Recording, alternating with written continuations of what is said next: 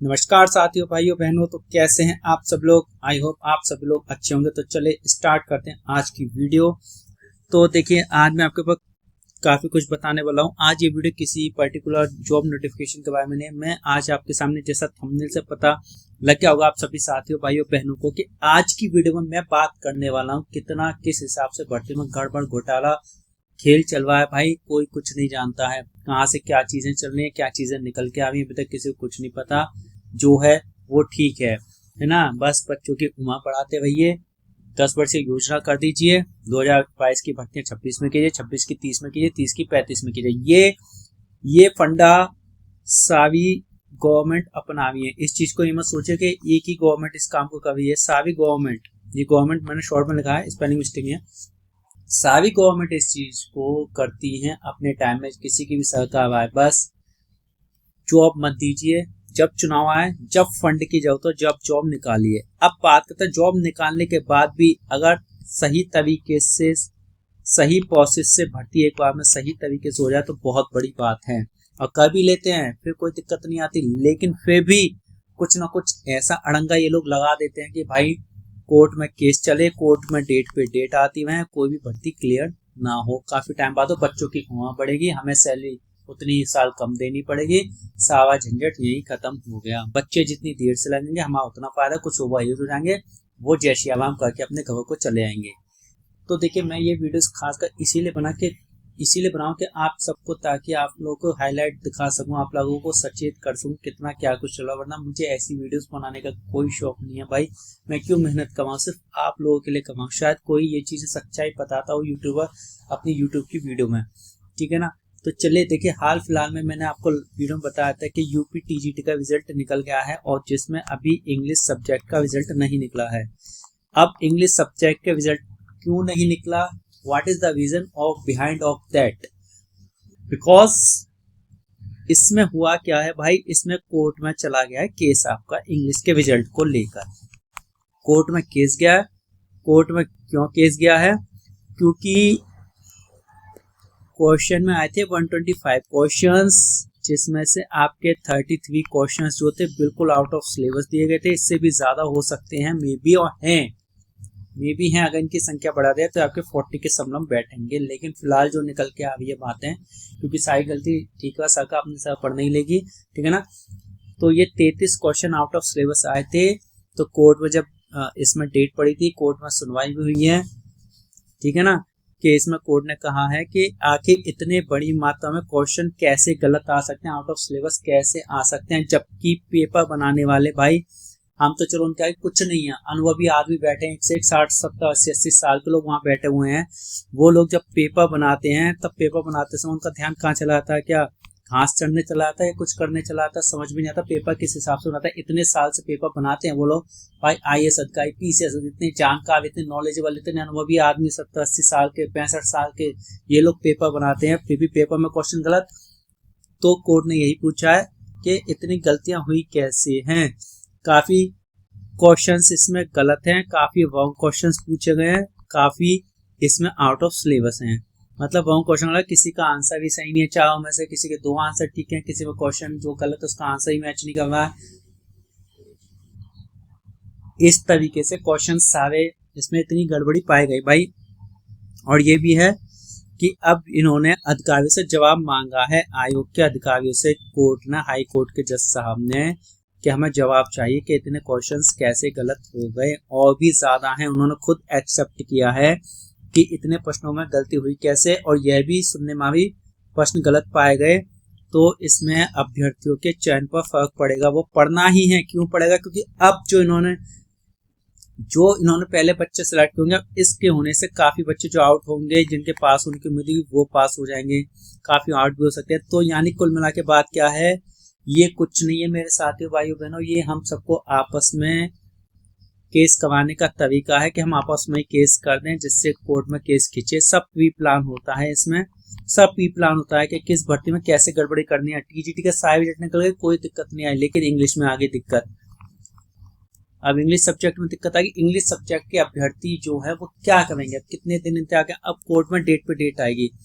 और हमारे भाई कानून संविधान आप सभी लोग जानते हैं, डेट पे डेट आती रहती है। अब ये केस कब सॉल्व होगा, कब कोर्ट देगा, कुछ पता नहीं है। लेकिन मेरी नजर में जहाँ तक कोर्ट को अगली डेट पे यही कह देना चाहिए जब ये साबित हो चुका है कि इतने क्वेश्चंस गलत हैं, आउट ऑफ सिलेबस हैं या रॉन्ग दिए गए हैं, तो सीधे सीधे कह दे रहा है भाई 33 नंबर बच्चों को सभी को एक्स्ट्रा दिए जाएं, जो भी उनका प्रेजेंट स्कोर में 33 मार्क्स जोड़ दिए जाएं। तो उसके बाद चाहे जो बच्चा मेरिट में आवा जो नहीं आवा, वो एक पारदर्शिता इसमें हो जाएगी। कोर्ट चाहे तो एक डेट में बहुत कुछ कर सकती है सारा, बट कोर्ट भी क्या करेगी, पहले जवाब मांगेगी अधिकारी से, अधिकारी जवाब तैयार करेंगे, फिर एक दिन जवाब की सुनवाई में लगेगा, फिर नोटिस जाएगा, फिर रिजल्ट दोबारा निकलेगा, तो सारी प्रक्रियाएं होती जाएंगी। लेकिन चुनाव की वजह से ये वाली भर्ती को करनी है, चुनाव है, दिसंबर से आपकी आचार संहिता लग रही है, ठीक है ना। तो भाइयों ये सब चीजें गड़बड़ी, तो इसीलिए मैं आप लोगों से कहता हूँ कि भाई कभी जाति धर्म या भेदभाव का वोट मत दीजिए। अगर हम ही को सरकार चुननी है तो हर 5 साल बाद सरकार बदल दो, मैं तो ये कहता हूँ, ताकि सरकार को ये लगे कि भाई हमें बदलते रहते हैं। क्योंकि भाई संविधान में लिखा ही ऐसा गया है कि नेताओं के फायदे की बात है, बहुत फायदे की बात लिखी है, तो इसको ये चेंज नहीं कर सकते किसी भी कीमत पर।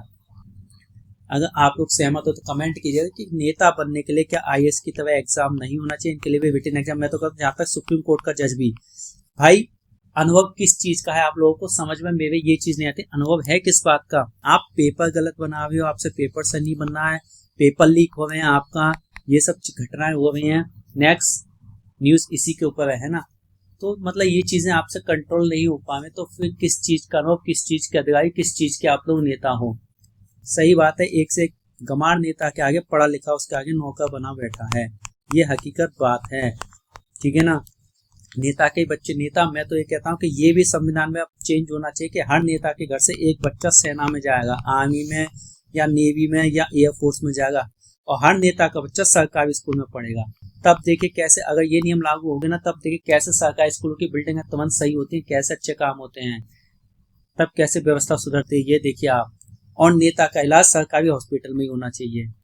इनको खुद सरकारी व्यवस्था पे भरोसा नहीं है अपनी व्यवस्था, तभी तो ये अपना इलाज कराने के लिए विदेश या प्राइवेट हॉस्पिटल में खुद जाते हैं नेता लोग, बड़े बड़े लोग हैं, क्योंकि उनसे इनको फंड आता है। हम क्या दे पाएंगे उन्हें भाई, हमारे पास वोट है, तो इसी वोट की ताकत को पहचानिए अपनी। आप बात करते हैं नेक्स्ट न्यूज क्या आपकी, देखिए अब झारखंड में आपने सुना होगा, इसमें उत्तराखंड में आजकल विद्रोह बहुत चल रहा है, ठीक है ना। भर्तियों में गड़बड़ियां काफी मात्रा में, वहां भी गड़बड़ी हो रही है भर्तियों में, वहां भी पाए जा रहे हैं। ऐसा कब तक चलेगा। उत्तराखंड में इसी चीज को लेके कैंडिडेट्स जो है आंदोलन कर रहे हैं। अब कहाँ गए भाई, मैं तो कहना अब हमारे अब वांगचुक जी कहाँ भाग गए, और अब कहाँ भाग गए सीजेपी वाले। ये सब बड़े बड़े विद्रोह कर रहे थे, सब अपना फायदा देख देख के चले गए, ठीक है ना। वांगचुक की नहीं कहवा, मैं सिर्फ सीजेपी वालों की, ये सब अपना फायदा देख के चल गए, अपनी वाही बटोर के ले गए उनके चक्कर में। और ये सब लोग जो है अपनी फेमस बनने के लिए, अपना ग्रोथ करने के लिए, अपनी चीज़ों के लिए चले गए कि हमारे तो ये हुआ आंदोलन, इसमें इतने बच्चे हैं भाई, आंदोलन है। अब क्यों नहीं जाते उन लोगों के पास, अब क्यों नहीं जाए जहाँ पेपर लीक हुए वो लोग सीजेपी वाले, अब क्यों नहीं जाए जहाँ पेपर लीक हुए। मांगे भी इन्होंने गलत उठाई, काफ़ी कुछ बाद में रिजल्ट निकल के आए, काफ़ी कुछ सच्चाई निकल के आई है कि भाई जो मैं नहीं बता सकता, वीडियो बहुत लंबा हो जाएगा, ठीक है ना। तो भाई छात्र हैं, उसमें कोई जाति धर्म पात नहीं भाई, सब लोग सुनिए। तो अपने हक के लिए जब तक आंदोलन नहीं करते तब तक कोई सुनवाई नहीं होती है। तो उत्तराखंड में इस तरह का आंदोलन चला है, परीक्षा में गड़बड़ी, ठीक है ना। यानी इससे लाखों छात्र प्रभावित होते हैं, क्योंकि सरकार पेच ही ऐसा डाल देती है भाई, प्री प्लान होता है। लास्ट में एक इम्पोर्टेंट पॉइंट बताऊंगा, वीडियो जरूर देखिएगा। तो उत्तराखंड में गड़बड़ियों के विरोध में आंदोलन चल रहा है, कई दिनों से छात्र जो है सड़कों पर आ चुके हैं, आंदोलनों पर आ चुके हैं, या तो गड़बड़ी रोकिए, ठीक है ना। एक चीज ये है, ठीक है ना, यानी गड़बड़ी वही है, प्रश्नों में गलती होना, ठीक है ना, भर्ती प्रक्रिया में गड़बड़ी होना, मतलब कोई मेरिट नहीं, कुछ नहीं, यही पता नहीं चलता मेरिट कहाँ गई है, क्या गई है, कुछ पता नहीं है, अपने हिसाब से निकालते हैं, ठीक है ना। तो इसी चीज के लिए ये विवादों में परीक्षाएं जाती है, इसीलिए छात्र आंदोलन में आखिर कब तक सहन करेगा। वही कहावत है ना कि अकेला चना कब तक भाग फोड़ेगा, तो वही चीज है, कब तक इन लोग, कोई भी गवर्नमेंट से, ये सभी गवर्नमेंट ऐसा करते हैं, कब तक इनकी तानाशाही बर्दाश्त की जाएगी, कुछ समझ में नहीं आया, ठीक है ना।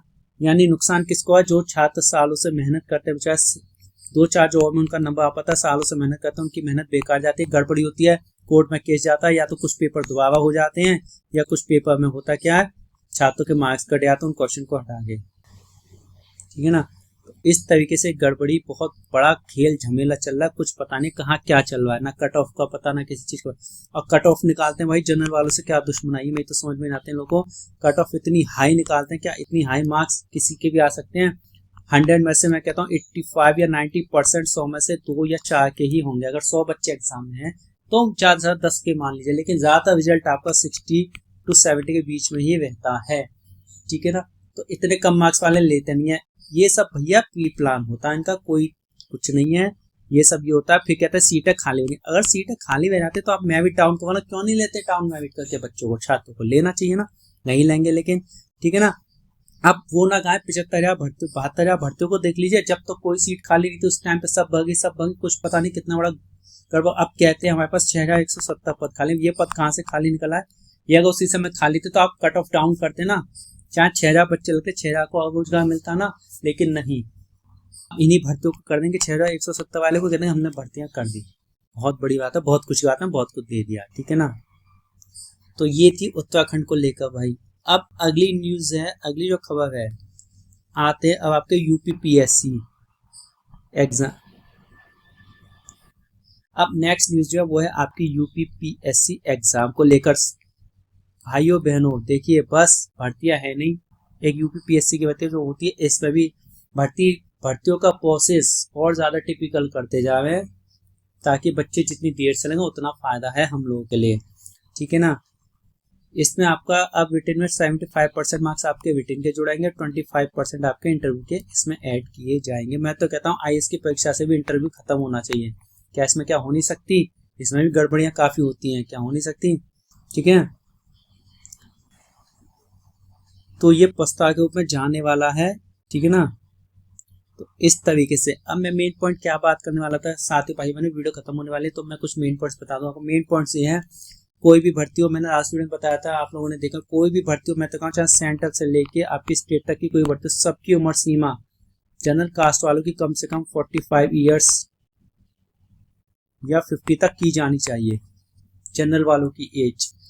दूसरा पॉइंट ये था, फिर से बताऊं, दूसरा पॉइंट ये, अगर किसी भी एग्जाम में 2 रिटन एग्जाम है, 2 एग्जाम होते हैं, तो जो पहला एग्जाम है उसमें से नेगेटिव मार्किंग हटाई जाए, और जो जितने भी बच्चे पास हों सबको सेकंड एग्जाम यानी मेन एग्जाम में बैठने दिया। कोई भी कट ऑफ फर्स्ट पेपर की नहीं बनाया जाए, जितने क्वालिफाइड सबको मेन एग्जाम करवाया जाए।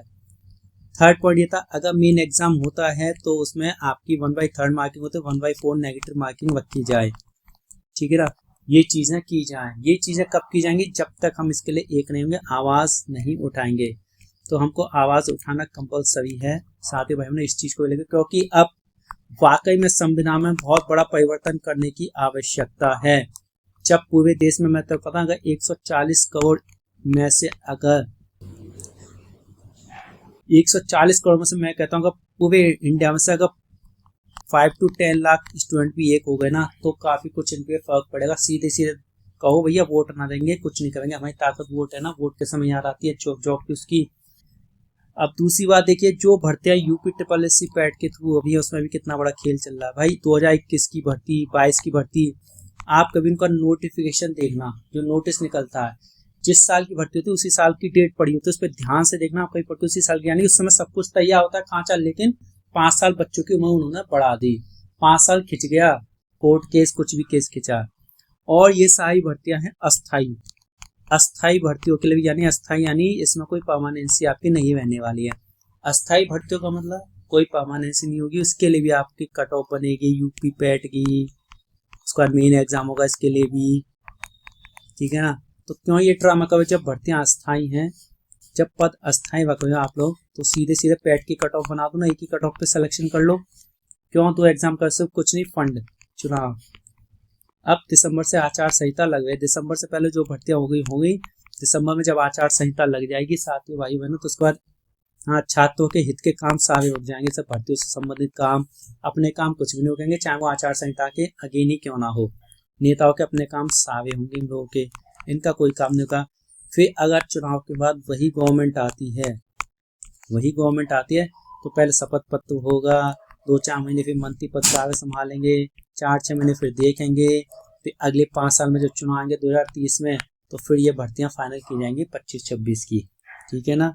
तो यही सिस्टम चलता रहेगा। इस चीज को भारी संख्या में बदलने की, संविधान को बदलने की आवश्यकता है और इसके लिए आप ही लोग कर सकते हैं। अगर वोट पे ही सिलेक्शन करना है तो मैं तो कहता हूँ किसी को वोट मत दो, या वोट दे तो हर साल सरकार चेंज कर दो। ठीक है ना। क्योंकि सरकार को ये लगा जो सरकार गलत काम करे, सारी सरकारें हैं, किसी के टाइम में गुंडागर्दी बदतमीजी ज़्यादा बढ़ जाती है, किसी के टाइम में चोरी चकारी बढ़ जाती है, किसी के टाइम में लूटपाट कांड ज़्यादा होते हैं, सब एक जैसे। इसीलिए सोच समझ के अपने वोट का यूज़ कीजिएगा। तो ये थी भर्तियों को लेकर मेन बात है जो आपसे डिस्कस करनी थी। बाकी आपको वीडियो कैसी लगी जरूर बताइएगा। अगर वीडियो पसंद आई हो तो प्लीज़ हमारी वीडियो को ज़्यादा से ज़्यादा शेयर कीजिए, लाइक कीजिए और चैनल को भी सब्सक्राइब कीजिए ज़्यादा से ज़्यादा, और टेलीग्राम चैनल को जरूर ज्वाइन कर लीजिएगा वीवीटी नॉलेज को। मिलते हैं अगली वीडियो में, तब तक के लिए आप सभी साथियों भाइयों बहनों का दिन शुभ हो। नमस्कार।